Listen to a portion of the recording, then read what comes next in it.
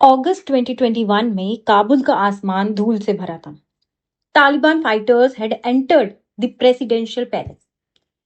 Within a matter of hours, 20 years of democracy, billions of dollars of investment and hopes of a modern Afghanistan, सब कुछ खत्म हो गया। For India ये एक इमोशनल और स्ट्रैटेजिक सेटबैक था। एक देश जिसमें हमने रोड्स बनाई, हॉस्पिटल्स खोले, डैम्स और पार्लियामेंट बिल्डिंग तक बनाई, सडनली तालिबान के हाथ में चला गया और इंडिया के डिप्लोमेट्स को अपने मिशन से वापस बुलाना पड़ा। But today, after 4 years, the same India is talking directly to the Taliban. Why? क्या बदल गया? क्या इंडिया तालिबान को रिकॉग्नाइज करने वाला है? तालिबान 2.0 के आने के बाद दुनिया ने उन्हें ऑफिशियली रिकॉग्नाइज नहीं किया, ना अमेरिका, ना यूरोप, ना इंडिया। लेकिन रियलिटी ग्राउंड पर कुछ और थी। Taliban was in full control of Afghanistan और इंडिया के लिए एक बड़ा डायलेमा शुरू हो गया।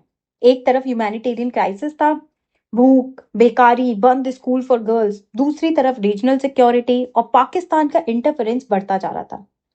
इनिशियली इंडिया ने सेफ डिस्टेंस बनाए रखा, जैसे कि कॉन्सुलेट्स बंद हुए, एम्बेसी इवैक्यूएट हुई, but quietly Delhi started talking. एक डिप्लोमेट लेवल कांटेक्ट मेंटेन किया गया और फिर 2022 में एक स्मॉल टेक्निकल टीम वापस भेजी गई काबुल एम्बेसी में। ये सिंबॉलिक था, रिकॉग्निशन नहीं, लेकिन कम्युनिकेशन ओपन कर रहे थे। इन 2 सालों में इंडिया ने 50,000 टन वीट भेजा, 350 टन मेडिसिन और 40,000 litres fertiliser. Even after the Herat earthquake in 2023, India ने रिलीफ मटेरियल भी भेजा। मैसेज क्लियर था, हम तालिबान के लिए नहीं, अफगान लोगों के लिए काम कर रहे हैं। फिर आया 2025 का मोमेंट, जहां पर external affair minister S Jaishankar ने तालिबान के एक्टिंग फॉरेन मिनिस्टर मुत्ताकी से फोन पर बात की और इंडिया ने बोला, we will do whatever is necessary to build strong relations with Afghanistan. ये एक साइलेंट डिप्लोमेटिक अर्थक्वेक था। But why now? Simple, because region बदल रहा है। पाकिस्तान और तालिबान के बीच रिलेशंस खराब हो रहे हैं। पाकिस्तान ने थाउजेंड्स ऑफ अफगान रिफ्यूजीज वापस भेजना शुरू कर दिए हैं और तालिबान ने इसको ओपनली अपोज किया। दूसरी तरफ चाइना ने अपना एम्बेसडर काबुल भेज दिया। Iran, Russia, central Asian countries सब अपने रोल ढूंढ रहे हैं। तो क्या इंडिया पीछे रह सकता है? इंडिया के लिए अफगानिस्तान सिर्फ एक पड़ोसी नहीं है, it's a gateway to central Asia. लेकिन प्रॉब्लम पाकिस्तान के थ्रू कोई डायरेक्ट लैंड एक्सेस नहीं है। इसीलिए इंडिया चाबार पोर्ट पे ईरान के साथ मिलकर काम कर रहे हैं और तालिबान भी चाहता है कि चाबहार से उनका ट्रेड बढ़े। सोच के देखिए, एक वक्त था जब तालिबान पाकिस्तान का पपेट था और आज वो इंडिया के साथ ट्रेड की बात कर रहे हैं। क्या ये नए एशिया का सिग्नल है? एक और एंगल भी है, द पाकिस्तान फैक्टर। तालिबान और पाकिस्तान के रिलेशंस अब डिस्ट्रस्ट के फेज में। पाकिस्तान तालिबान के खिलाफ स्ट्राइक्स कर रहा है और तालिबान ओपनली कह रहा है, हम अपनी सोवरेनिटी डिफेंड करेंगे। तो इंडिया के लिए ये एक मौका है। पाकिस्तान का लॉन्ग टाइम स्ट्रैटेजिक असेट अब उसके खिलाफ बोल रहा है। बट दोस्तों, ये स्टोरी इतनी सिंपल नहीं है।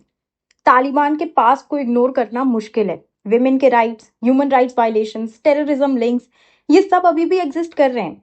इंडिया कॉशियस है। रिकॉग्निशन नहीं दिया गया पर एंगेजमेंट बढ़ा रहे हैं। जैसे कि जयशंकर ने कहा, we will do whatever is necessary. लेकिन हर स्टेप पर एक रिस्क है।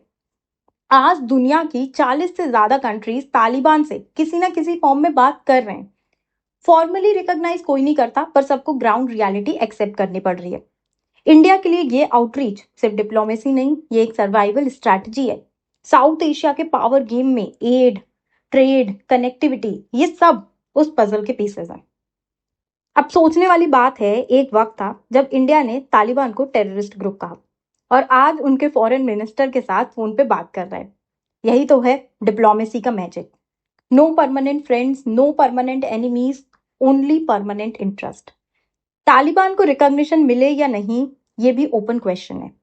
पर एक बात पक्की है, इंडिया और अफगानिस्तान के रिश्ते चाहे किसी भी रिजीम के नीचे हो, कभी पूरी तरह टूट नहीं सकते।